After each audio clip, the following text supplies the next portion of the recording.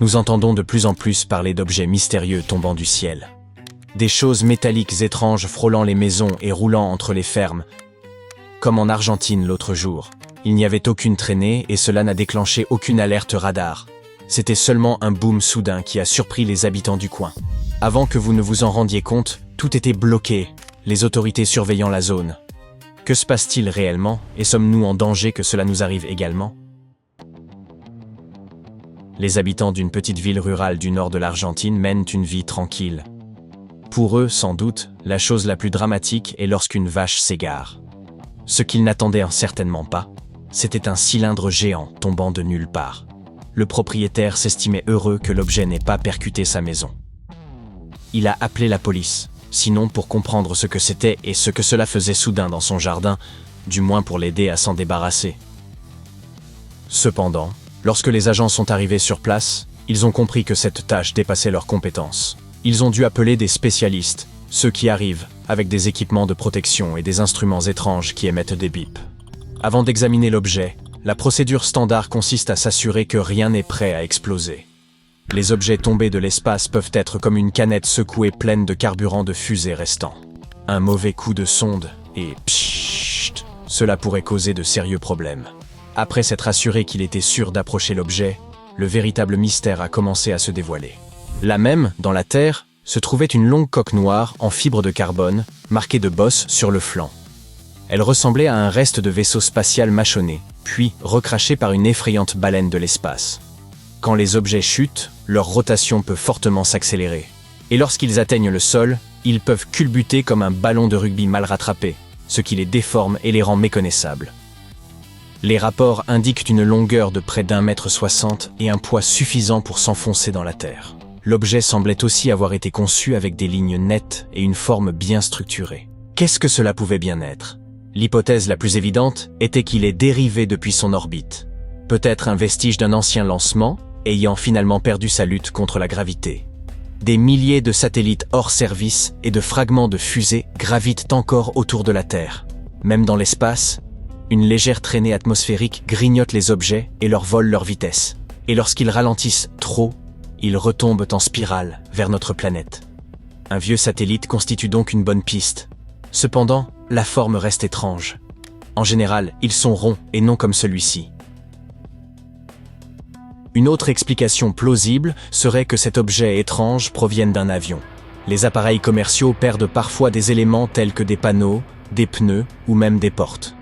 En 2014, un Boeing 757 de Delta connut une aventure imprévue en perdant un panneau supérieur d'aile en plein vol.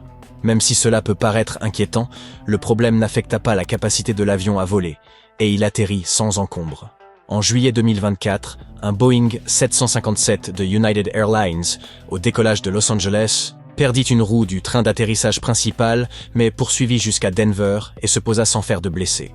Comme vous le constatez, des choses étranges arrivent, mais l'objet argentin paraît bien trop inhabituel et nettement plus volumineux. Et si quelque chose d'aussi massif était tombé d'un avion en plein vol, il y aurait presque à coup sûr des rapports ultérieurs et quelque part un pilote extrêmement inquiet. Il n'est pas non plus impossible que l'objet provienne d'un projet expérimental.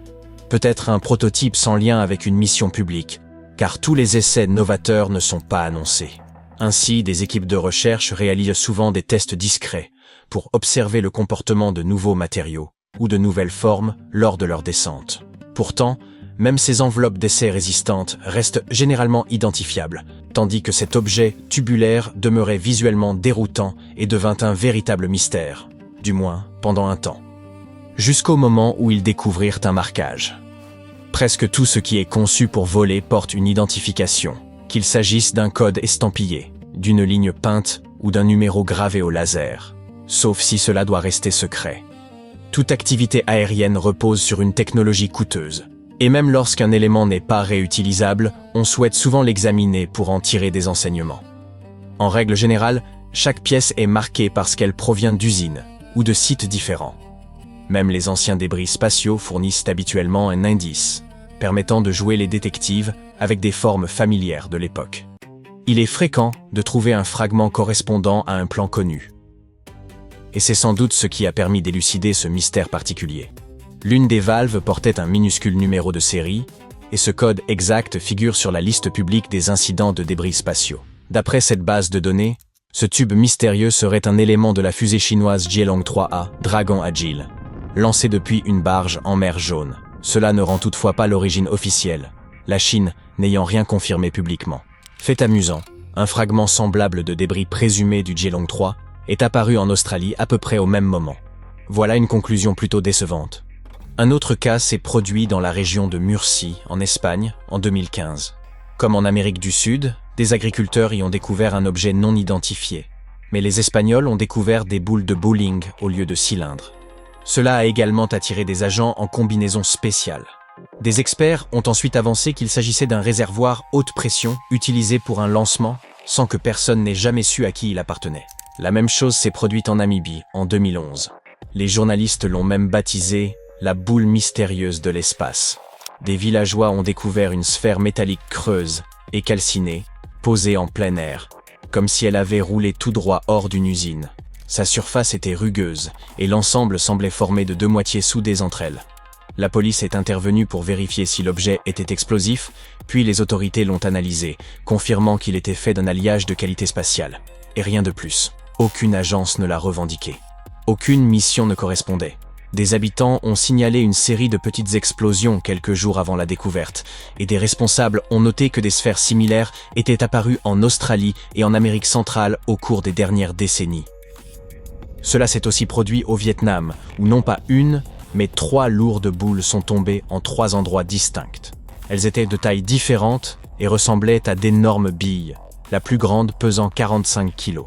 Les enquêteurs estiment que ces sphères pourraient être des restes d'un lancement de satellites raté. Les dégâts modérés suggèrent une chute depuis une altitude relativement basse. Les autorités partagent cet avis et indiquent qu'il s'agit probablement d'un objet venu de l'orbite terrestre, sans pouvoir le relier à une mission précise. En Inde, des habitants du Gujarat ont également découvert d'énormes boules de billard similaires. Tous ces objets qui tombent pointent vers un problème beaucoup plus vaste. L'espace autour de la Terre devient de plus en plus encombré. Au fil des décennies, l'orbite terrestre basse a commencé à ressembler à un débarras que personne n'aurait jamais nettoyé. Bien que la majorité des débris se désintègrent en rentrant dans l'atmosphère, comme vous l'avez constaté, certains fragments plus lourds peuvent survivre à la chute et atteindre la Terre. Pas étonnant que personne ne veuille en assumer la responsabilité. Ce serait comme admettre avoir laissé des déchets sur l'autoroute et causé un accident de la circulation. Mais le problème s'aggrave à une échelle bien plus large. Les chercheurs mettent en garde contre un phénomène appelé le syndrome de Kessler. Il s'agit du scénario cauchemardesque où une collision en entraîne une autre, puis encore une autre, jusqu'à ce que l'orbite devienne une véritable galerie de tirs de morceaux de métal à grande vitesse. Une seule collision peut déclencher une réaction en chaîne incontrôlable, transformant l'orbite en un nuage de débris se déplaçant rapidement. Si cela se produisait, certaines orbites pourraient devenir trop dangereuses à utiliser. La Terre pourrait alors se retrouver pratiquement encerclée par les déchets que nous avons générés nous-mêmes, conduisant à un futur où satellites et vaisseaux spatiaux devraient naviguer autour de ces débris, un peu comme dans un jeu vidéo. Ce n'est pas pour autant catastrophique, car les savants connaissent bien le problème et travaillent à des solutions. Actuellement, on envisage des idées telles que l'emploi de filets, des missions de capture ou même de légers coups de laser pour dévier ces objets. Nettoyer notre orbite doit devenir une priorité. Nous ne voulons certainement pas que de futurs visiteurs venus de galaxies lointaines nous évitent simplement parce qu'ils ne souhaitent pas naviguer dans notre allée encombrée d'ordures spatiales.